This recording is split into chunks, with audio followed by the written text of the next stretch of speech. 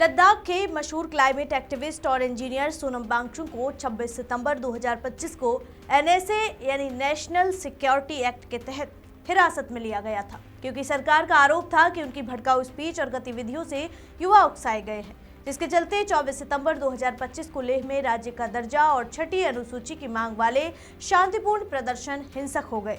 4 लोग मारे गए और 90 से ज्यादा लोग घायल हुए। सोनम ने 10 सितंबर से 15 दिन की भूख हड़ताल की थी, जो हिंसा के बाद 24 से 25 सितंबर को खत्म कर दी गई ताकि सरकार से बातचीत हो, लेकिन सरकार ने उन्हें उकसावे का जिम्मेदार ठहराया और जोधपुर जेल में रखा। अब सोनम वांगचुक को लेकर एक बार फिर खबर सामने आई है। देखिए इस रिपोर्ट में क्या कुछ खबर सामने आई है। नमस्कार, मैं हूं आराधना नामदेव, आप देख रहे हैं वीके न्यूज।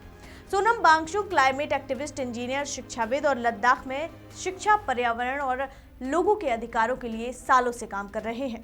फिल्म 3 इडियट्स में आमिर खान का कैरेक्टर फोनसुक वांगडू इन्हीं से प्रेरित था। वो ग्लेशियर बचाने के लिए आइस स्तूपा बनाते हैं, स्कूल सुधारते हैं और लोकल लोगों की मदद करते हैं। अब ये कहानी शुरू होती है सन 2019 से, जब लद्दाख को जम्मू कश्मीर से अलग करके केंद्र शासित प्रदेश बना दिया गया। लोगों को लगा कि अब उनकी जमीन, संस्कृति, नौकरियां और पर्यावरण की रक्षा नहीं होगी। बाहर के लोग जमीन खरीद रहे थे, ग्लेशियर तेजी से पिघल रहे थे और लोकल युवाओं को लग रहा था कि उनकी आवाज सुनी नहीं जा रही है। इसीलिए 2 बड़ी मांगे रखी गई। लद्दाख को पूर्ण राज्य का दर्जा दो और संविधान की छठी अनुसूची में शामिल करो, ताकि ट्राइबल एरिया की तरह लोकल लोगों को जमीन और संस्कृति पर ज्यादा अधिकार मिले। इन मांगों के लिए लद्दाख एपेक्स बॉडी और कारगिल डेमोक्रेटिक अलायंस ने बड़ा आंदोलन चलाया। इसका मुख्य नाम था लद्दाख राज्य का दर्जा और छठी अनुसूची।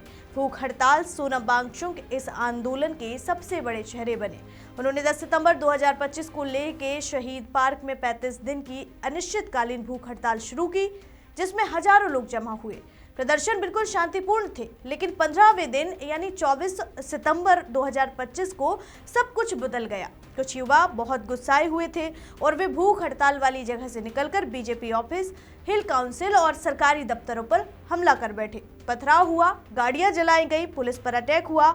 पुलिस ने आत्मरक्षा में फायरिंग की और इस हिंसा में 4 लोग मारे गए और 90 से ज्यादा लोग घायल हो गए, जो लद्दाख का सबसे खराब दिन बन गया। और सरकार ने कहा कि सोनम वांगचुक की स्पीच में मिडिल ईस्ट के बड़े आंदोलन और नेपाल के जेनजी प्रोटेस्ट का जिक्र करके युवाओं को भड़काया गया। इसीलिए 26 सितंबर 2025 को उन्हें राष्ट्रीय सुरक्षा अधिनियम के तहत गिरफ्तार कर लिया गया। सरकार का कहना था कि लद्दाख बॉर्डर पर है, चीन पाकिस्तान से लगा हुआ है, इसीलिए ऐसी गतिविधियां खतरा हैं। जेल में रहते हुए सोनम की पत्नी ने सुप्रीम कोर्ट में याचिका डाली, स्वास्थ्य की चिंता बताई। कोर्ट में कई सुनवाई हुई, सरकार ने डिटेंशन को सही ठहराया। लेकिन अब 6 महीने बाद 14 मार्च को यानी आज केंद्र सरकार के गृह मंत्रालय ने आधिकारिक बयान जारी किया है कि लद्दाख में शांति पूरी तरह से वापस आ गई है, हालात सामान्य हैं, इसीलिए सोनम वांगचुक की एनएसए हिरासत खत्म कर दी गई है। वो अब रिहा हो चुके हैं। सरकार कह रही है कि अब मकसद है शांति बनाए रखना, सभी पक्षों से बातचीत करना और आपसी विश्वास बढ़ाना। लद्दाख के मुद्दे अभी खत्म नहीं हुए हैं। राज्य का दर्जा, छठी अनुसूची की मांग बाकी है, लेकिन अब बातचीत से हल निकालने की उम्मीद है। इस खबर पर आपकी क्या राय है, हमें कमेंट करके जरूर बताइए।